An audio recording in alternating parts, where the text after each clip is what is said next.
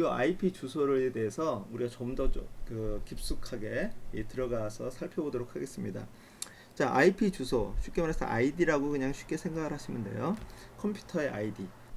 자, 이 컴퓨터의 ID인 IP 주소의 가장 중요한 그런 특징은 바로 유니크 해야 된다라고 하는 겁니다. 유니크한. 그 하나의 네트워크 안에서는 그 이름이 유니크 해야 돼요. 단 하나만 존재해야 된다라고 하는 사실이에요. 자, 우리가 학교에서 학교 교실에 뭐 3학년 1반 이런 교실이 있는데 그 교실에 만약에 홍길동이라고 하는 친구가 2명이 있다라고 한번 생각해 보세요. 홍길동이고 얘도 홍길동이에요. 자, 선생님이 출석을 부르는데 홍길동 하고 불렀을 때 이 두 사람은 둘 다 이름이 홍길동이기 때문에 똑같이 대답을 할 겁니다.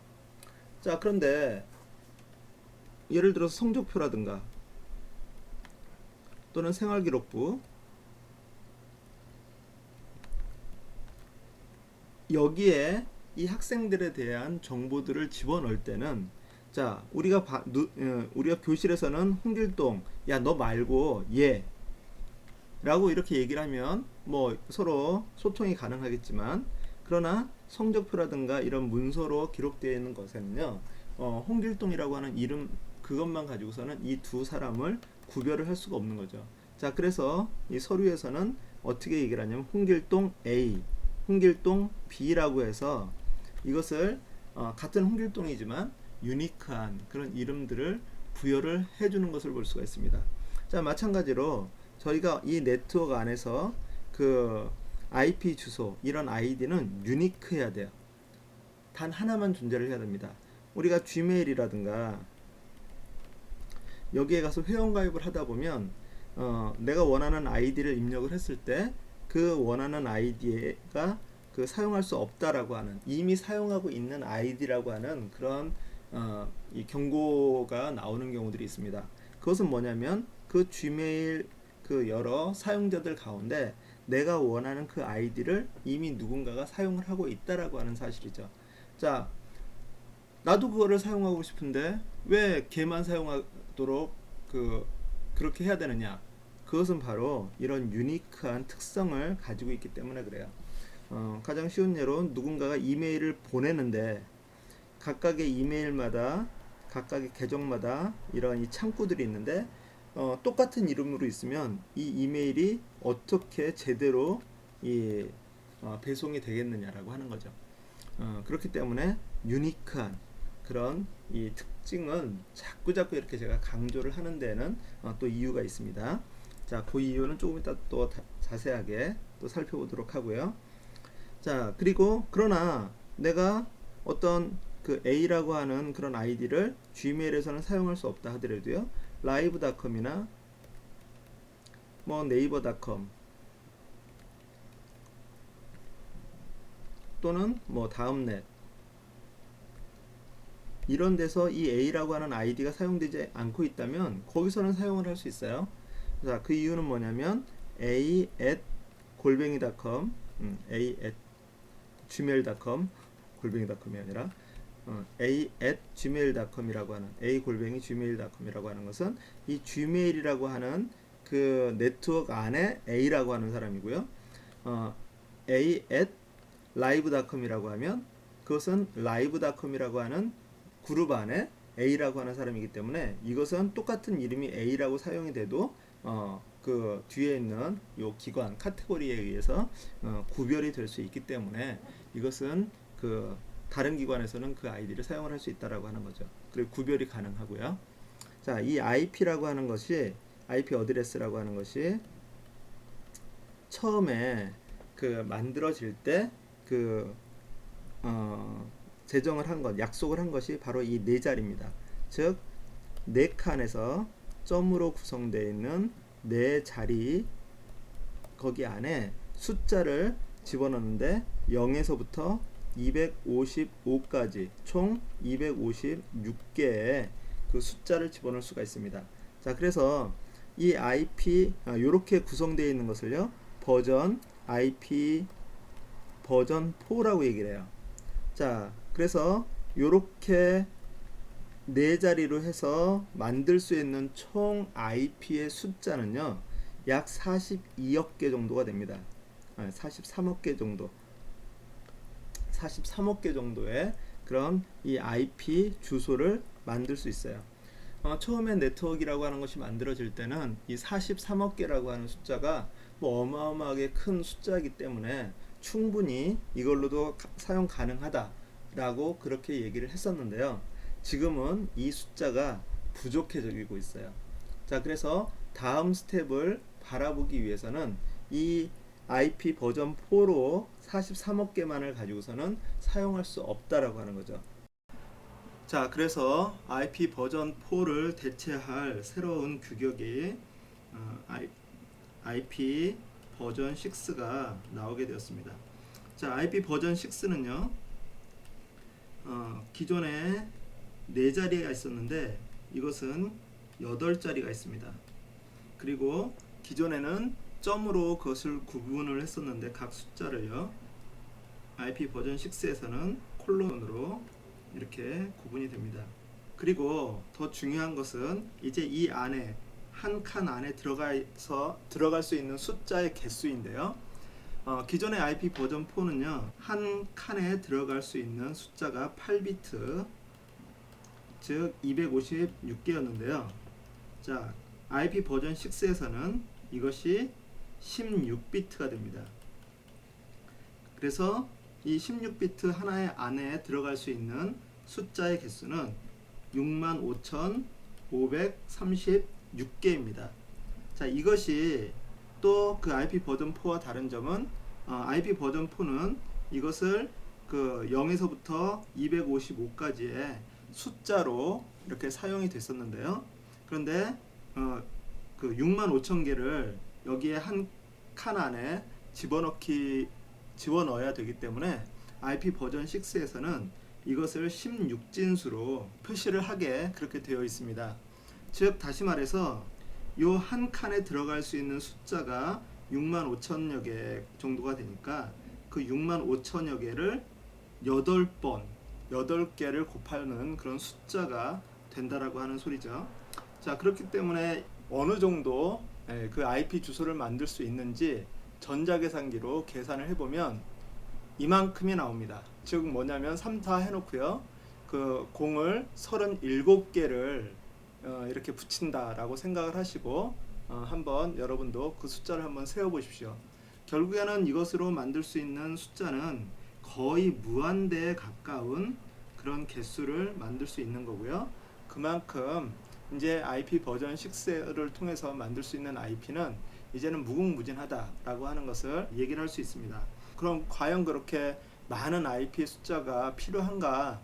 그 지금까지 저희가 그냥 인터넷만 사용을 하던 때에는 인터넷에 접속하는 기기들이 기껏해야 컴퓨터, 그리고 태블릿, 그리고 스마트폰이 고작이었습니다.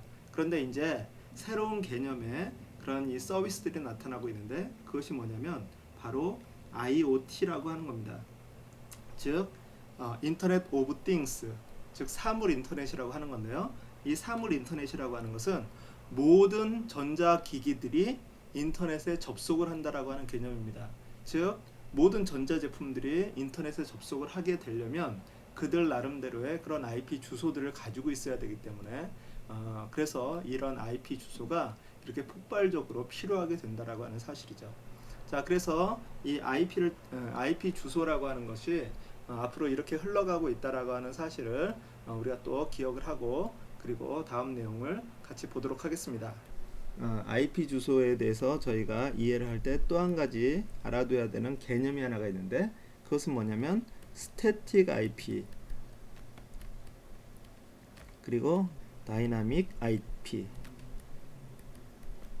IP라고 하는 이 두 가지 개념입니다. 즉 스태틱 IP는 고정 IP라고 얘기를 하고요. 그리고 다이나믹 IP는 유동 IP라고 그렇게 얘기를 합니다.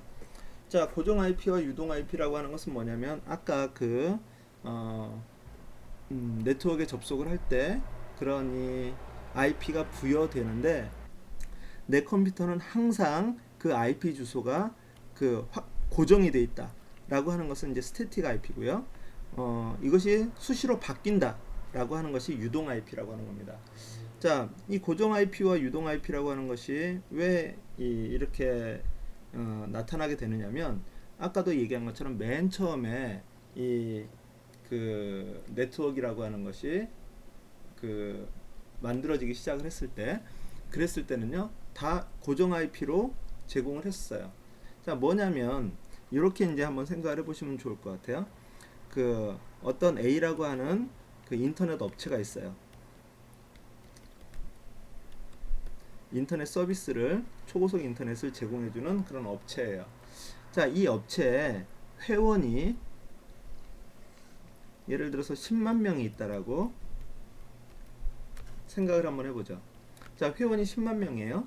그러면 이 10만 명이 인터넷을 사용하기 위해서는 이 인터넷 업체에서 이 10만 명에 해당하는 IP 주소를 가지고 있어야만 합니다.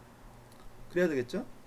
자, 그런데 실질적으로 이 IP 주소라고 하는 것을 몇 개를 자기가 보유하고 있느냐에 따라서 이것이 금전적인 유지비와 연결이 되어 있어요. 그래서 많이 가지고 있으면 많이 가지고 있을수록 유지비가 많이 들어가는 거죠. 자, 그래서 실질적으로 10만 명이라고 하는 회원이 있다 하더라도 10만 개의 IP 주소를 다 가지고 있지 않고요. 그 중에 일부, 만 개일 수도 있고요. 아니면 2만 개일 수도 있고요.